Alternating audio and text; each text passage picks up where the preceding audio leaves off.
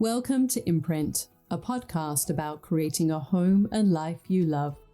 I'm Natalie Walton, an interior designer, stylist, and best-selling author focused on an holistic approach to homes.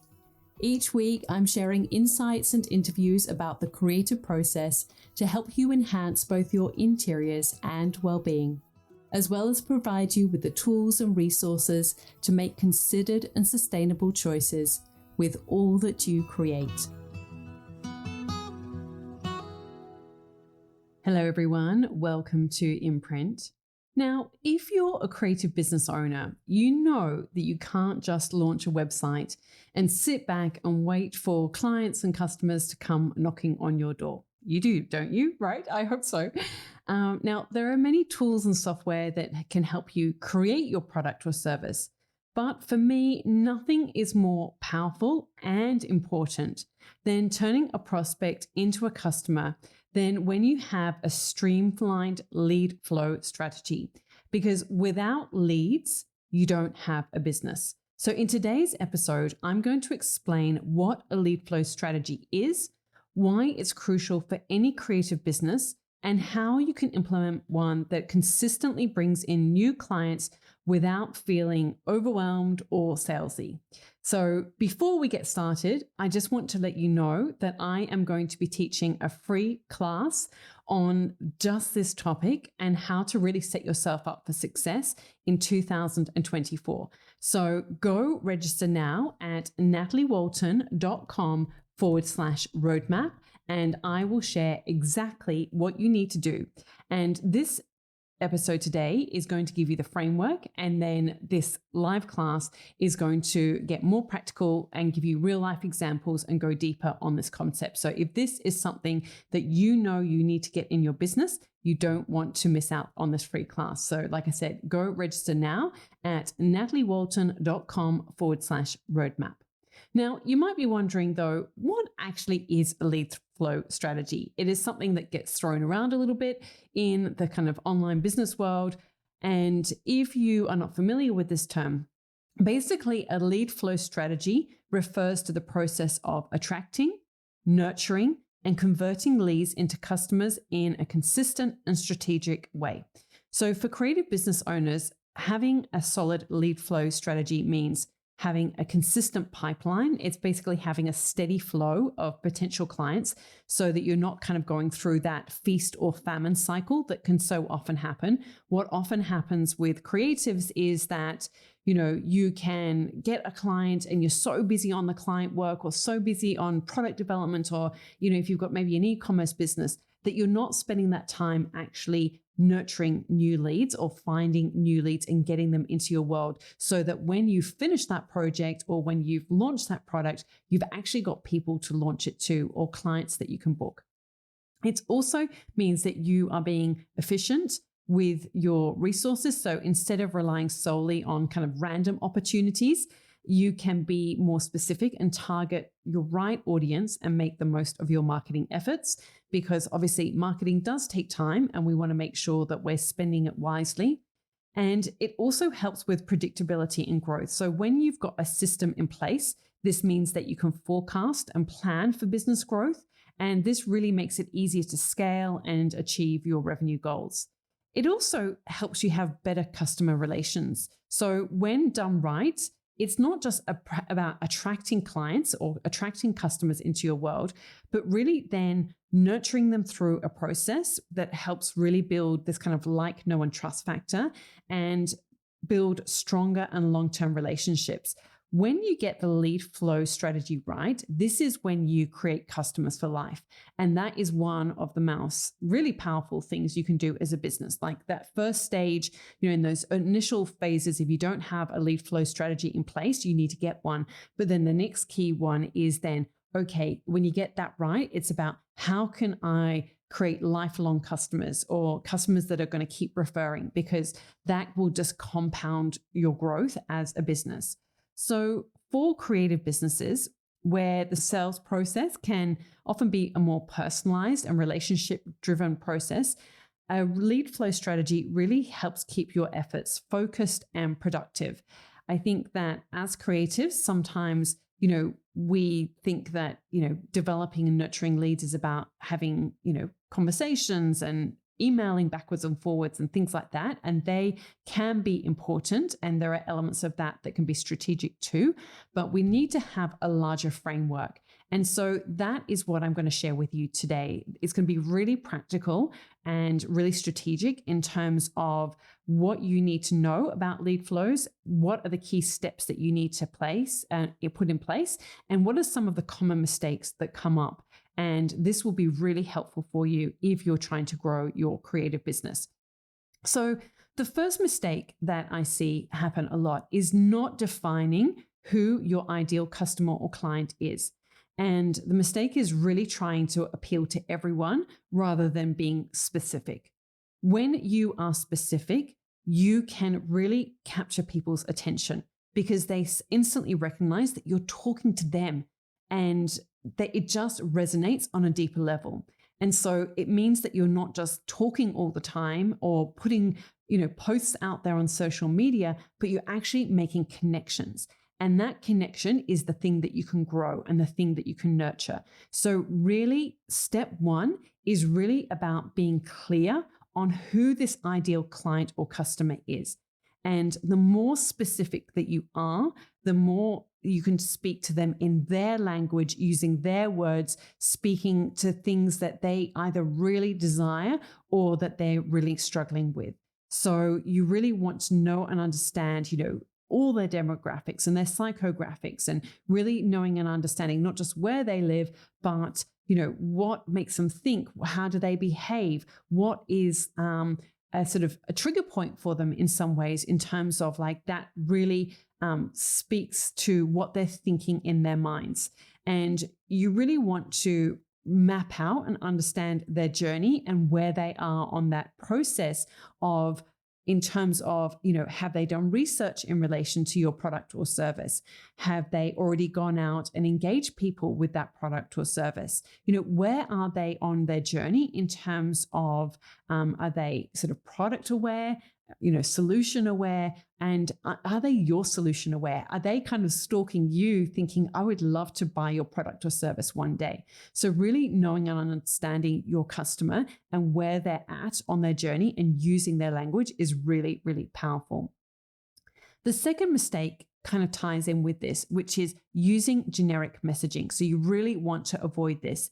Instead, you want to send out, more personal messaging that really not only speaks to people, but really looking at when you're, particularly if you're in a service-based industry, how can you personalize any kind of communication with someone? If you're sending out proposals, really feel like it's personal to that person and that you've really listened and paid attention.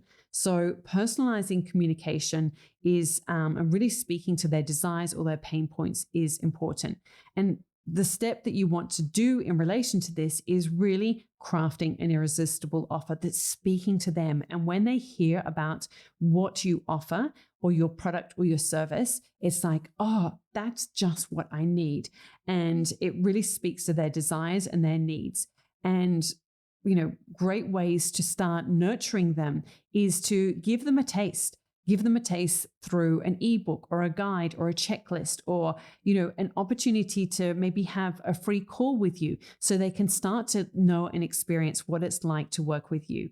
And really thinking about that in terms of how can you create that experience.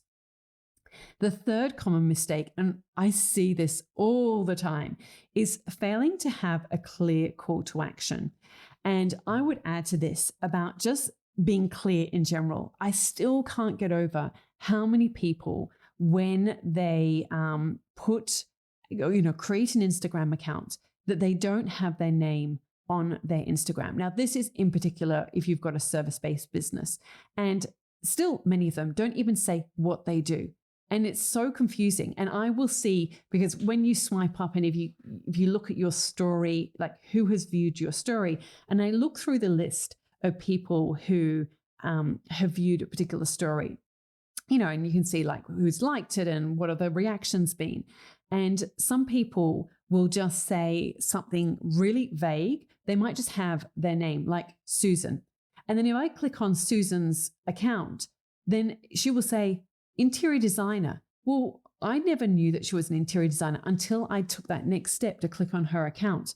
But in your actual name field on your Instagram bio, you should say your full name and what you do. So interior designer or photographer, whatever it is, so that people can know, because that's a little hook. And then again, so many people don't even say how you can work with them or what kind of product or service you offer. So, that is in the most simplest form. If you do anything, please do that. That's so easy. That will take you about 10 seconds to fix. So please go and do that. But also just being clear about what that next step is for a customer or a client.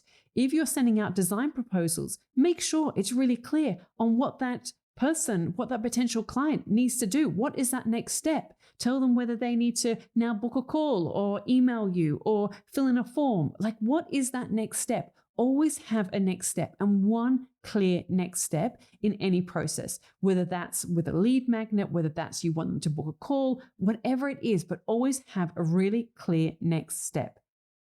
And so that I would say is the step 3 is always having a clear process in terms of the journey that you're taking your customer on. The 4th mistake is ignoring the importance of follow-up. Letting leads slip away by not following up or following up too late is something that happens all the time. And this is where your systems and processes really are going to save you. So when you are clear and you've mapped out that whole process about what people need to do, it just becomes so much easier. So, most leads require multiple touch points. It's at least 5 touch points before making a purchase. And so often people think, oh, I sent that email and, they didn't respond. Okay, that's fine. We'll follow up again. You need to have multiple touch points. People are busy in their lives. People, maybe they saw that message and then their baby woke up, or maybe they were on holiday at the time. There can be so many different reasons. So you need to have a follow-up strategy and a follow-up system and follow up multiple times. So step 4 is to create a follow-up system. It can be sometimes a series of automated emails, or you can have personalized follow-ups where you reach out personally to warm leads. That's when they're sort of more in a service-based industry and you've got that personal connection. And really make sure that you're tracking and measuring to see, what kind of response that you're getting and what's resonating. And maybe even just track and see how many times do I have to follow up before somebody becomes a customer or a client. Really track and follow that data. The 5th mistake that I see happen a lot is underestimating the power of social proof. If you have any kind of product or service, so basically any kind of business owner, you need to be sharing testimonials, reviews, case studies, people putting their product in their home, interior designers putting your product in their projects. You need to constantly be sharing and showing social proof at least once a week. And you should be sharing this in your newsletters as well. If you are not doing this, this is a huge missed opportunity. So I really want you to think about the different ways that you can showcase testimonials, reviews, or case studies, and really make sure that you're capturing that. How can you capture that kind of information or that kind of feedback? And, you want to do this at that point when somebody is most thrilled with the experience of having worked with you. If you follow up 6 months later asking for a testimonial or a review or a case study, they've kind of forgotten that glow, and you really want to get them when they're glowing. So get the glow on, really make sure that you are gathering that data at that point where they are really experiencing the warm fuzzies of having worked with you, and make sure, that you are showcasing that on multiple touch points on your website, on your social media feed, in your newsletters, in your design proposals, all of these things. It's so important that we share social proof. It is one of the leading ways that people will make a decision before you've even sold to them. If they can see evidence that other people are using your product or service, it is an incredibly compelling reason for people to buy from you. So the step 5 is really about, making sure that you are sharing social proof on your various assets, whether that's your social media, whether that's your website, because like I said, that is a really powerful way to build trust, and that will take you far. Okay, and I'm also going to just add a little bonus here for you is to really make sure that you are analyzing and optimizing your lead flow strategies. So you want to be tracking key metrics. Make sure that you are measuring conversion rates, that you are, if you've got a newsletter, how many people are opening that newsletter? What percentage? How can you improve that? How can you do A/B testing on your headings or your headlines, subject headings for your email to really see, do I get more people open it if I go over, do the A/B testing? Look at your click-through rates on your newsletters. How many people are clicking on that? Look at your sales page. What is the conversion rate on your sales pages? And really looking at your cost per lead if you are doing any kind of paid advertising, and lifetime customer value as well is another important metric to be looking at. And then you want to be testing and refining, continuously refine your strategy based on performance data, testing different lead magnets or strategies, testing different messaging, testing different follow-up methods.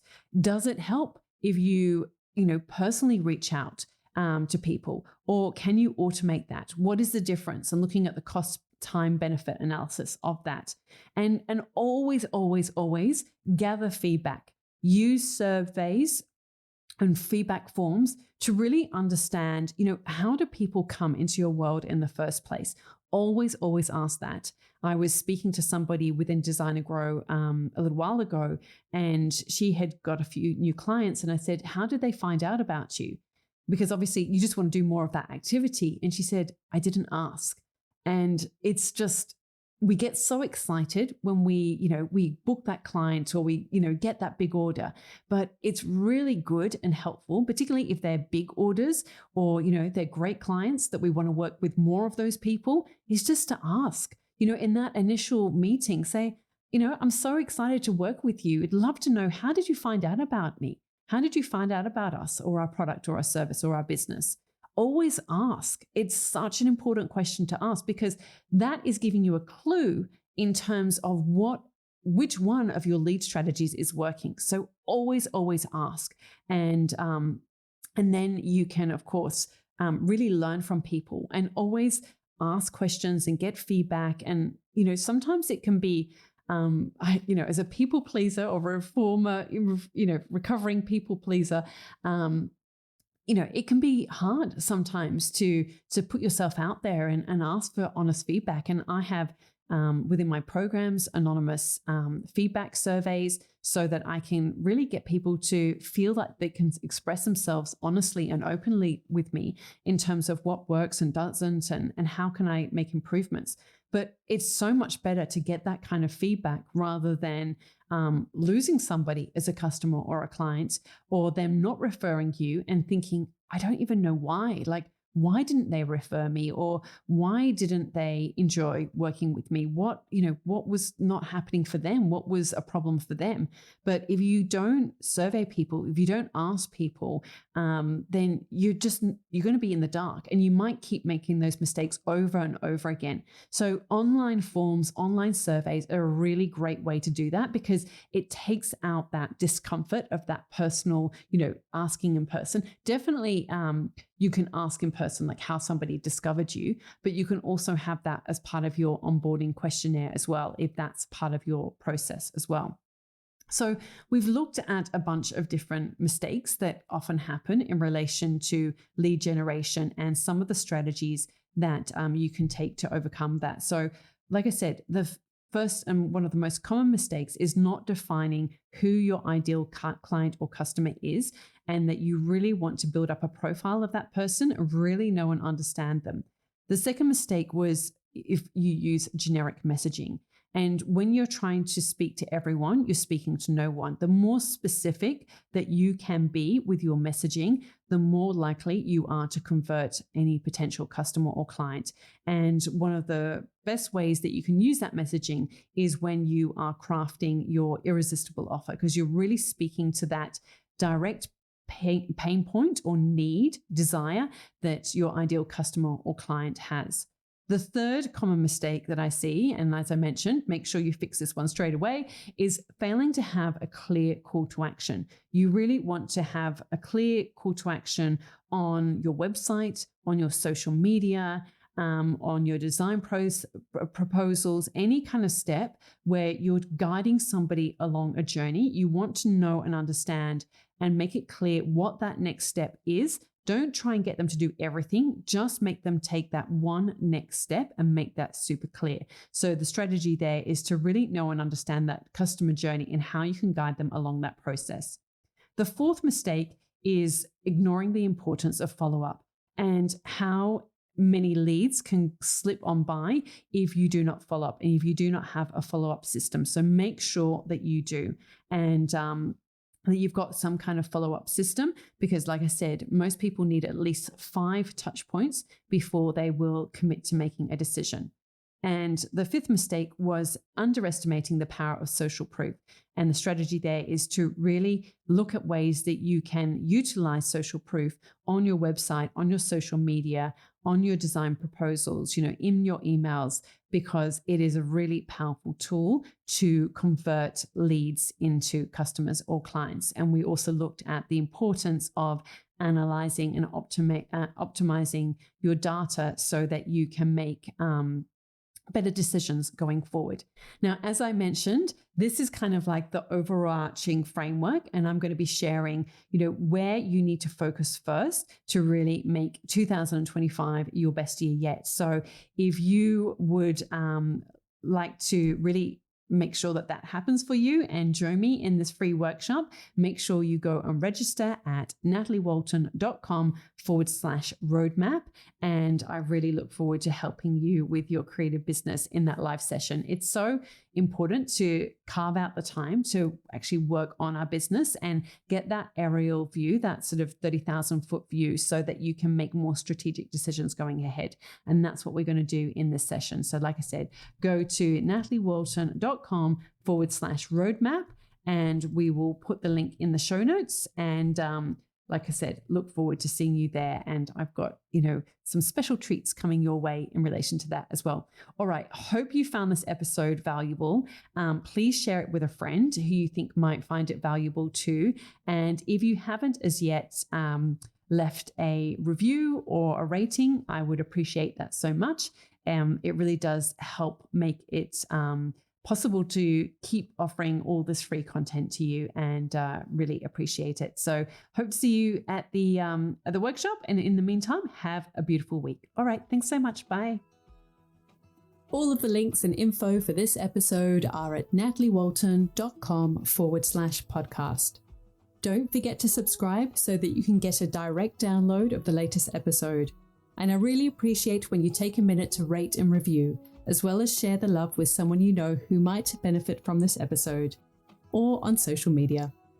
If you'd like to access a range of free resources, come visit my website, nataliewalton.com. Thank you to Jaeger Media for producing this podcast. And I would also like to acknowledge the people of the Bundjalung Nation where it was recorded, and pay my respects to elders past, present, and emerging. I look forward to connecting again soon. I'm Natalie Walton, and you've been listening to Imprint.